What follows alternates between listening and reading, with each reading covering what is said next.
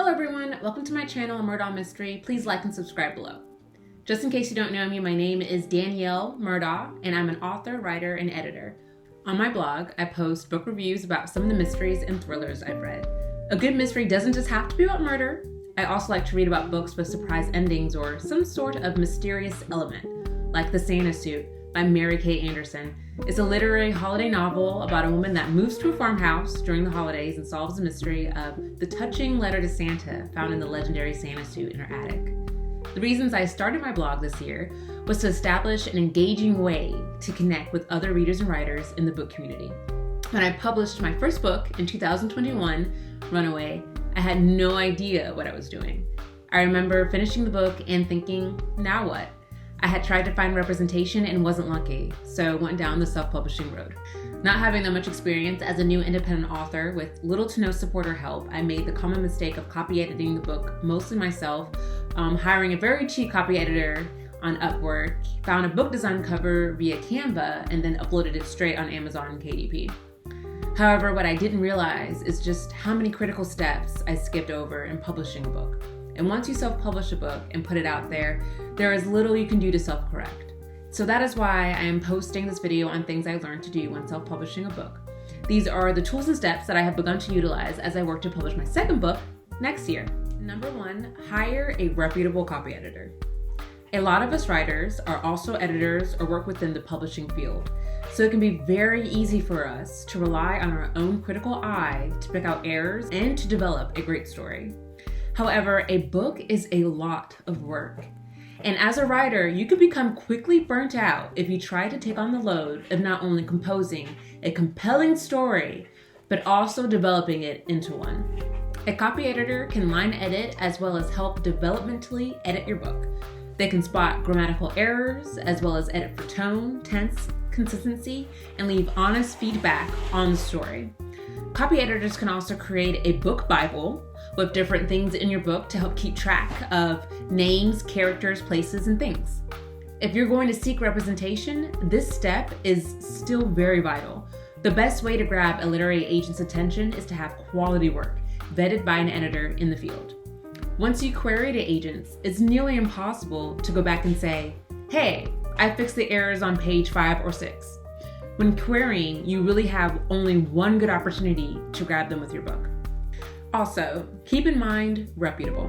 Yes, the more reputable, the more expensive, but I promise you, it will be worth it.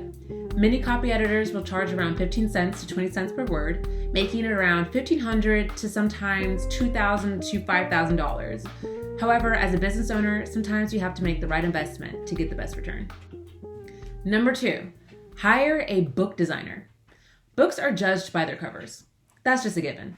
By the quality of the book design, many readers will gauge the quality of the work inside or whether or not they're interested. A customized book cover can also spark interest in the plot of your book. You definitely want to invest in creating a reputable looking book cover that readers can feel drawn to. Number 3, get beta readers. As a writer, the main goal is to engage with readers and write about topics that they can identify with. This is why it's critical that you don't skip this step, not if you actually want to hear from your readers. Writing, just like any form of entertainment, is based on what the people want. We don't just write for us, but for the people. Friends and family make great beta readers, and anyone you think your book is targeting. Ask a friend from work or someone from a yoga class, anyone you think that your book is targeting. Number 4, market the book prior to launch. People won't know about your book unless you tell them. A big mistake that I made was waiting until the book was released to start posting about it. Do not ever make this mistake. Learn from my mistake. Make sure to start marketing the book well above the release date. You can start a social media campaign on Facebook and Instagram and take some time to schedule posts months or even 6 months out. Also try to get involved with your local bookstore and library and see what they can do to help spread the word. You can also record short clips of you reading the book. You can do a dramatic reading that lasts just a few minutes to spark attention, and you can post it on YouTube. Whenever you post something personal, you can also just give a shout out about the upcoming book. Let your fans and your readers know about, this book that they can start getting excited about. Whatever you do, start getting people interested now. Number 5, get reviews. Reviews are valuable. Most of what we do is dependent on what the reviews say. And the reviews don't always have to be positive, but we are more apt to go with something with a few bad reviews than something with absolutely no reviews at all. No one wants to be the guinea pig. Submit your book for professional reviews to sites like Readsy, Kirkus, NetGalley, and Publishers Weekly.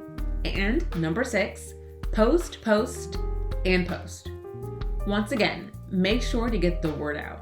If you don't tell anyone about this book, no one will know. Even if you're not a social media person, you still must try in this department. You don't have to be a social media connoisseur, but you at least must try to engage with like-minded readers and writers to build a fan base and community. You don't have to be an influencer, you don't have to have 500 plus followers, but you still must be engaging. These are all the things that I will do differently as I work to self-publish my second book, The House Guest.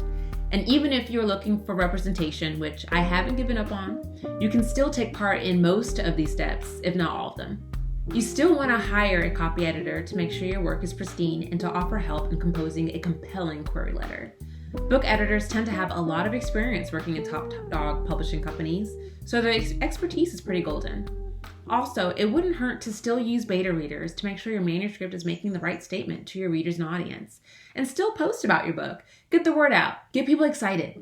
Thank you for tuning in. Remember, being a writer is an act of service. You're writing to encourage, to spark emotion, to make people happy, to make people think, to get the word out about a social matter, whatever it is. What you write is supposed to move your readers. And it's supposed to be fun.